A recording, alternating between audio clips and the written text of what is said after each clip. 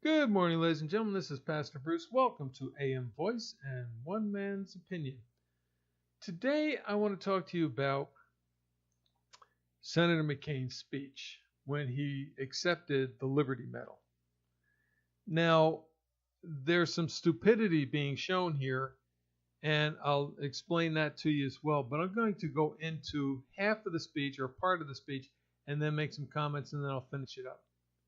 What he said was this: to abandon the ideals we have advanced around the globe, to refuse the obligations of international leadership and our duty to remain the last best hope for Earth for the sake of some half-baked, spurious nationalism cooked up by people who would rather find scapegoats than solve problems. Now, after this, he got a rousing applause from the audience, and Joe Biden came up and gave him a big old hug because he said that. Now, there's the stupidity, people, and I'll talk about that in a minute. But understand that Joe Biden, the Vice President of the United States, was standing there giving him a big old hug, telling him congratulations, great speech.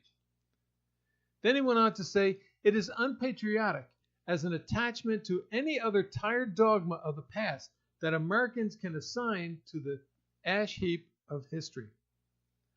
We live in a land of ideals, not blood and soil. We are the custodians of those ideals, at home and their champion abroad. We have done good in the world, and that leadership has had its costs, but we have become incomparably powerful and wealthy. As we did, we have a moral obligation to continue in our just cause, and we would bring more than shame to ourselves if we didn't. And he closed by saying this: I have had good fortune to have spent the last 60 years in service to the wondrous land. It's not been perfect service, to be sure, and there might have been times when the country might have benefited with less of my help. But I have tried to deserve the privileges that I can, and I have been repaid 1,000 times over with adventures, good company, and the satisfaction of serving something more important than myself, of being a bit player in the extraordinary story of America, and I am so grateful. Now, he ended that speech with poise, and he's right. I mean, he spent 22 years in the military. One of the pictures they showed after the speech was over was him lying on a cot with his arms all bandaged up in a prisoner of war camp. He gave his blood. He gave his sacrifice to this country. And yes, although we are not a land soiled with blood, but we have blood on our hands with the fight between the North and the South, between Democrats who want slavery and Republicans who don't. So we have some blood on our hands, but we do live in a land of ideals. That is more important than the blood and the soil. But the blood and the soil are important because we sacrificed for those ideals. Why? Because we are the custodians of those ideals at home and their champion abroad. Well, you're sitting there going, well, that sounds all great and good, but what are the ideals? Well, here's 5. The 5 founding ideals of our country that we have championed around the world. Democracy, a system of government in which everyone participates equally. Rights, a privilege given to a person by the government. Now, you have your inalienable rights for all of those who are not, or who are Christian or Catholic or Jewish or Muslim. You have the rights of God the Father, Allah. Okay, you can't override that, and the government can't override that. So the rights of man in a material world, the privileges given to a person by the government. Liberty, the freedom to do what you want. Understand that. The freedom to do what you want. Now, we caveat that by saying, without the exception of killing, maiming, or destroying. You have to live in peace. and harmony in order for these to take effect. And we have successfully done that here in America. When we have allowed other religious groups, when we have allowed other nationalities to come to this country and live and work in peace and in harmony. Opportunity is the next one.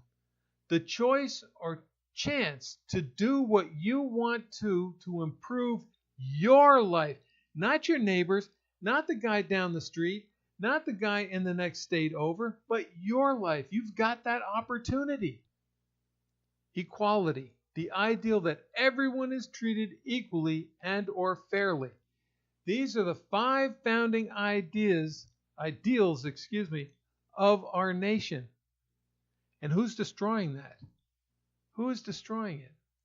Now, when we go back to this half-baked, spurious nationalism cooked up by people who would what?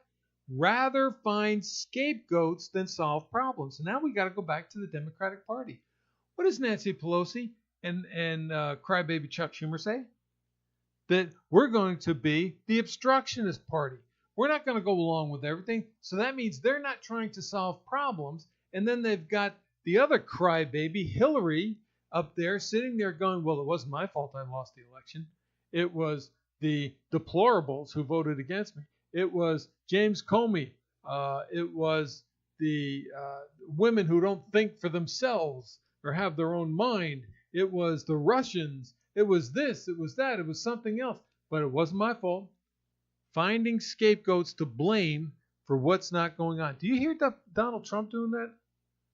Do you hear President Trump doing that at all? Finding scapegoats? No. And when he listens to the barrage of insults by these idiotic morons who only can talk when somebody puts a monitor in front of them and gives them the words to speak because it's not their own words. I'm talking about the late night comedians. I'm talking about the fake news media on the left side. When they're coming up with stories that are ridiculous, they're trying to find scapegoats because their side lost. And their false nationalism is only trying to change this country away from our 5 founding ideals. They don't want a democratic system. They want socialism. They don't want rights, the privileges given to people. They want to take your rights away. They don't want you to have the freedom to do what you want to do. They will dictate and tell you what they want to do. And they will not give you the opportunity, the choice, or chance to do what it is you want to do to improve your life. They will dictate to you.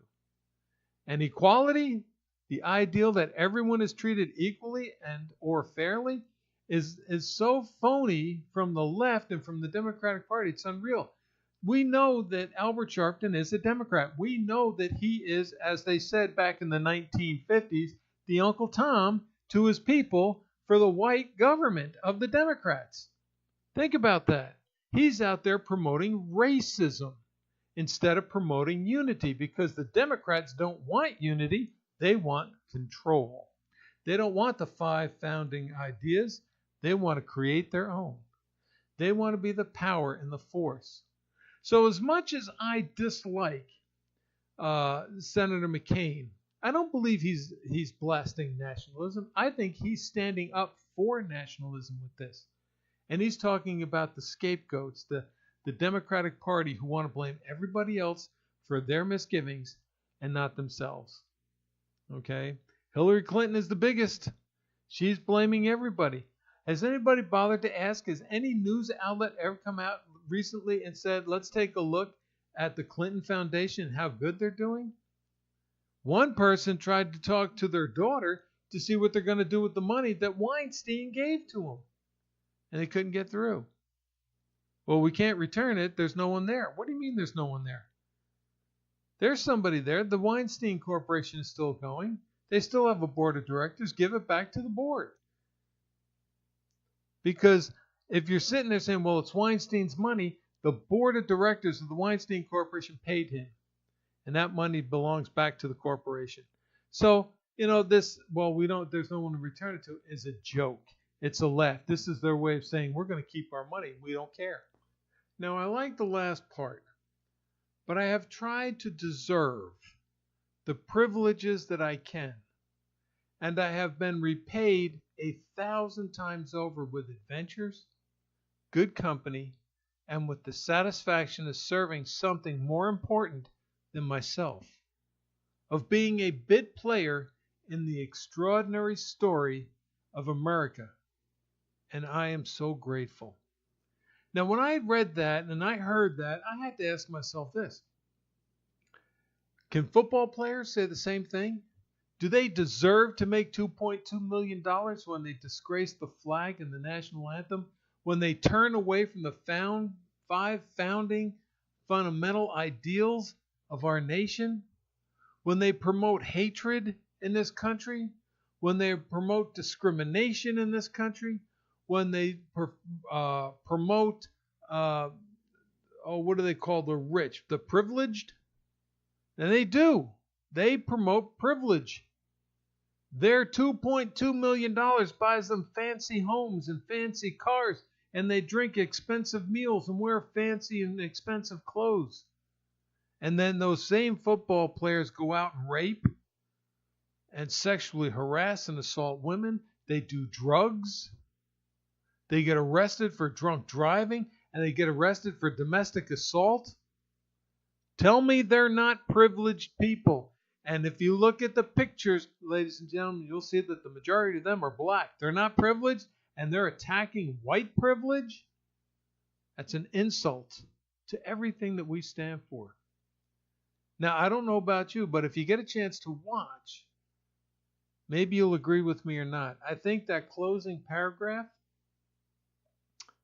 was his way to say goodbye to the American people, to the government that he has faithfully served for 60 years. 22 of that with his own blood in Vietnam and in the Navy. One of the pictures they showed of him was him lying on a bed with his arms all bandaged up in a prisoner of war camp. So, okay, Donald Trump, you may not like the fact that he was a prisoner of war, but he did suffer for this country. And for that, you should apologize. You don't have to think him a hero, but he is someone who gave of himself during a time when the country hated the American military man. So he should be thanked. But like I said, I think it's his way of saying goodbye to the country, to the government, and to his family. You understand he has brain cancer. That's why I say that. I could hear it in his voice when I closed my eyes and I listened to it. I could see it in his expression. I don't think he believes he has much longer to live on this earth. So, for all of you who want to attack the American way of life, the ideals of the American way of life, you are against America. And do you really want to do that? Do you really want to be there? If you are, that's fine. For all of you football players that want to kneel down and protest discrimination, then I suggest the owners cut your salaries down to a couple $100,000 a year, and all of that extra money, give it back to the communities. Give it back to the people. Help them to build inner city schools. Would that be better for you? I doubt you'd say yes to that. And Albert Sharpton, who runs around, who doesn't have an income, never had an income. Why? Because his foundation pays for everything. He doesn't pay for anything. How about him giving his millions of dollars away every year? Would he give that up? Oh, absolutely not. How about Hillary Clinton? Well, Hillary Clinton's poor now because she owes a lot of people